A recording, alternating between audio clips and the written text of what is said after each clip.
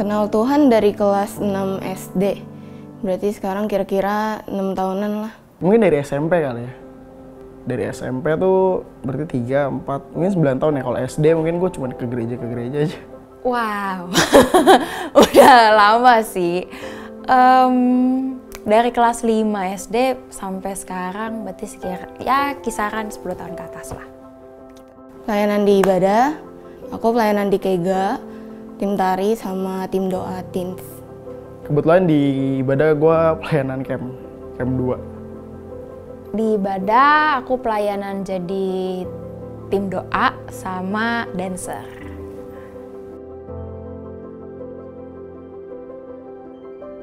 Sebenarnya banyak banget sih momen berkesan gue sama Tuhan. Salah satunya ketika gue habis lulus sekolah, gue bingung sih mau kuliah apa kerja. Maksudnya kuliah nggak ada duit cuy. Tapi at the end, Tuhan tetap kasih gue kerjaan sih. Momen berkesan banyak sih, tapi yang simple tapi cukup menyentuh adalah jadi waktu itu pengen berangkat ke sekolahku yang sekarang. Terus di tengah jalan tiba-tiba hujan gede gitu loh. Aku bilang, Tuhan tolong bikin hujannya berhenti gitu. Dan hujannya nggak lama berhenti gitu. Terus jadi kayak, wah, aku bisa berhasil mengendalikan cuaca gitu loh. Momen paling berkesan yang aku lakuin bareng Tuhan itu, waktu aku nggak punya tempat sharing ke siapapun, aku bisa dengan gampang ngobrol bareng Tuhan gitu. Misal kayak bener-bener lagi overwhelmed sama tugas-tugas sekolah gitu, aku bisa cerita ke Tuhan gitu.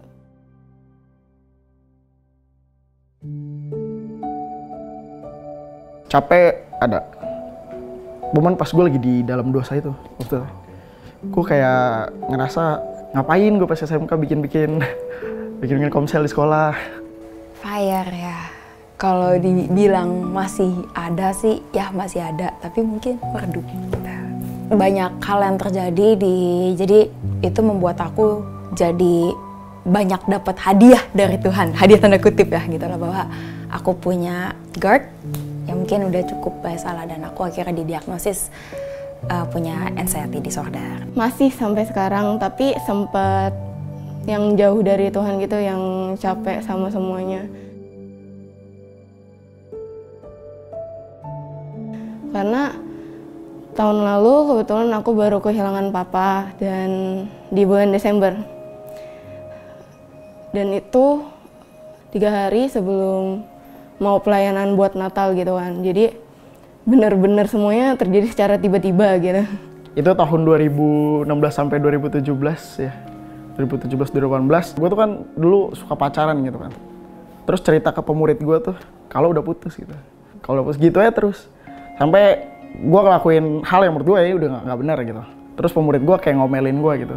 Dan ini ngomelinnya keras tuh pertama kalinya. Kerasnya tuh keras banget gitu. Di majornya aku, di jurusan aku, kalau misalnya aku nggak S1, aku nggak bisa magang. Kesempatan kerja aku jadi sangat amat sedikit, bahkan nearly nggak ada. Dan itu membuat aku meragukan bahwa sebenarnya Tuhan ada nggak sih gitu loh untuk masa depan aku gitu. Karena seakan-akan masa depan aku langsung blak gitu. Banyak banget yang bikin aku frustasi, bener-bener harus ngelakuin banyak penyelesaian yang biasanya aku ada papa gitu, dan sekarang ngelakuinnya tuh nggak bisa ngandelin papa lagi gitu lah. Apalagi aku anak paling deket kan sama papa gitu. Sampai akhirnya gue hancur banget, bawa motor cabut kenceng. Ya udah gue pikirin kayak udah lu mau gue rusak kan, gue bakal rusak gitu. Gue tuh respect banget sama dia kayak role model gue banget lah pokoknya. Kalau lu ngatain gue kayak gini gitu misalnya, gue akan lakuin sesuai apa yang lo omongin. Maksudnya dulu dia bilang, lu baca firman gitu, lu ikut gue pelayanan, gue ikut. Tapi kalau lu ngatain hal gue yang gak baik gitu, gue akan ikutin hal yang gak baik yang keluar dari mulut lu gitu. Terus berjalan sampai mungkin 3 tahun ya, chat gak gue balas segala macem. Aku dipercayakan jadi seorang pemimpin di Palem gitu ya, punya anxiety disorder gitu. Buat gue konyol banget gitu loh.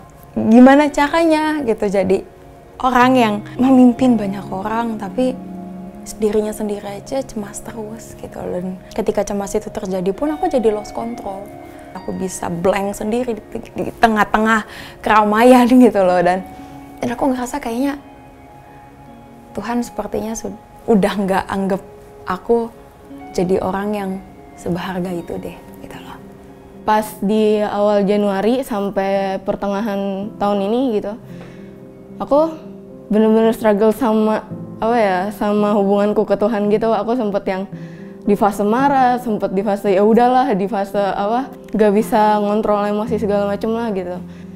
Karena aku kehilangan sosok papa. Terus ya kita tahu kan kalau sosok papa di dunia tuh yang ngegambarin sosok Bapa di surga kan. Terus aku baru sadar ini tuh akhir-akhir ini juga sih, kayak kenapa aku nggak bisa ngerasain Tuhan waktu doa gitu. Ya ternyata aku kehilangan figur Papa di dunia, jadi aku kehilangan figur Bapa yang di surga juga. Dosa sana sini gue akuin, terus mikir kayak udah 2 tahun jalan, bosan juga gitu. Kayak semua dosa udah gue akuin gitu, mau dosa apa lagi nih. Kira gue balas chat pembina gue, dia bilang kita pemuritan. Gue nggak mikir cabut dari gereja sebenarnya, cuman gue mikir gue harus rusak sesuai kata-kata lu waktu itu. Tapi ya sebenarnya cabut sih dari gereja itu, kan 2 tahun, karena ngerasa nggak layak juga ya untuk balik ke gereja gitu. Kayak yaudahlah Tuhan, gue tinggalin lu, tapi bukan karena lu berhenti mengasihi gue, bukan karena lu nggak lindungin gue gitu, tapi emang karena gue mau keluar aja. Gue ngerasa di circle lu gue bukan orang yang pas gitu, unholy gitu. Jadi kayak yaudah, goodbye ya. Berhubungan sama hal yang tadi aku ceritain, itu membuat aku juga punya ngerasa yang tadinya aku ngerasa kalau misalnya aku S1, aku tuh bisa dipandang gitu loh.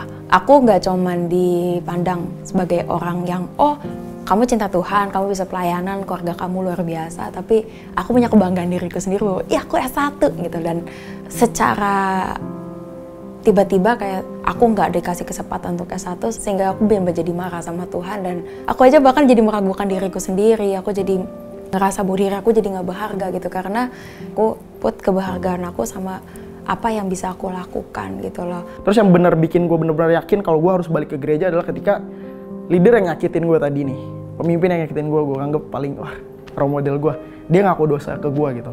Terus dia bilang, lu masih mending kayak gini, gue dulu kayak gini. Wah, gue pikir dia role model gue, tapi dia juga pernah ngelakuin dosa. Jadi gue pikir gue nggak parah-parah amat gitu menurut gue. Itu kayak bikin gue ngerasa lebih baik gitu. Masa-masa hubunganku sama Tuhan tuh kayak bener-bener dihancurin, terus dibentuk ulang dari awal gitu sama Tuhan. Dan aku baru sadar sekarang gitu kenapa Tuhan mau ambil papaku, padahal aku lagi butuh-butuhnya gitu. Aku tahu pokoknya semua yang Tuhan lakuin tuh buat punya alasan baik tersendiri gitu.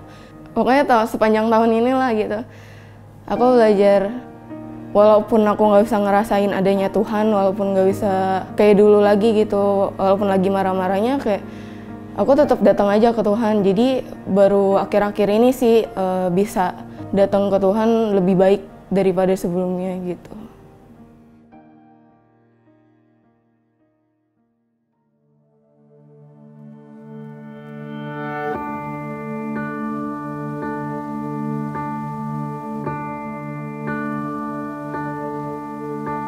Oh come, oh you unfaithful, come, weak and unstable, come, no you are not alone.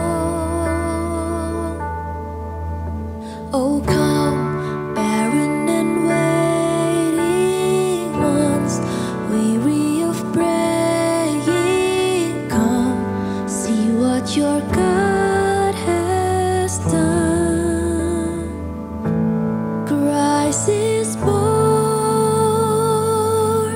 Christ is born, Christ is born for you.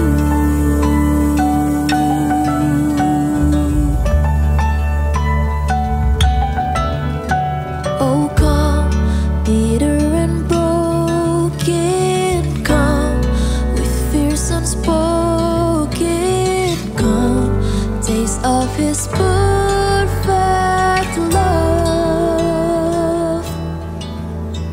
Oh come, guilty and hiding ones, there is no need to run, see what your God has done.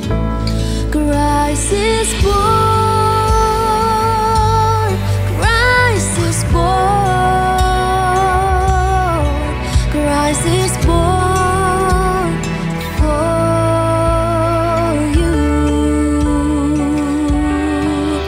He's the Lamb who was given, slain for our pardon. His promise is peace for those who believe. He's the Lamb who was given, slain for our pardon. His promise is peace for those who believe. So come, though you have nothing, come. He is the overcome. See what your God has done. Christ is born. Christ is born. Christ is born for you. Christ is born. Christ is born. Christ is born for you.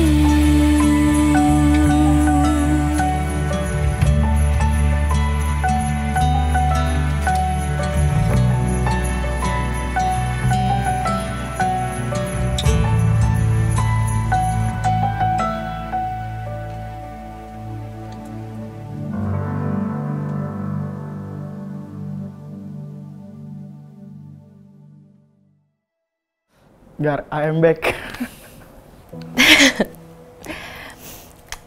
I'm sorry that I'm run. Kalau aku punya kesempatan buat ngomong sama papa, aku pengen bilang kalau aku sayang banget sama papa. Karena terakhir kali gue cabut, itu momen setelah Natal gitu. Gue berantem sama diri gue. Cah, benar.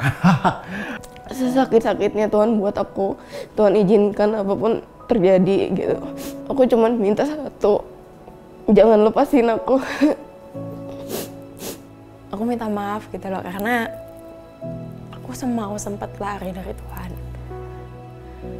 Aku ngerasa dengan menjadi seorang punya mental illness, punya jadi pelayan Tuhan, itu kayak berjalan tanpa arah aja gitu loh. Dan aku mau berjalan bareng lagi gitu loh sama Bapak. Seneng sih. Kalau ngomong sama Tuhan ya gue balik Tuhan sekarang.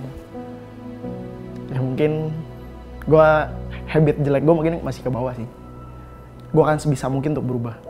Ketika aku lari, Bapak menunggu di sana gitu loh. Dan ketika aku sempat menaruh kebahagiaanku bukan pada tempat yang benar, Bapak nggak menghukum aku gitu loh. Aku masih punya D1ku, anxiety disorderku masih ada, GERD-ku pun masih ada gitu. Tapi Tuhan juga tetap ada. Jangan biarin aku jatuh ke hal-hal yang ngebuat dia sedih. Aku juga sayang Tuhan. Aku mau bilang sama Bapak, aku mau lebih percaya sama Bapak. Gitu, bahwa aku nggak perlu lari dan aku nggak perlu ngerasa aku lewatinnya sendirian gitu. Karena Tuhan ada, Bapak ada bersama dengan aku sekarang.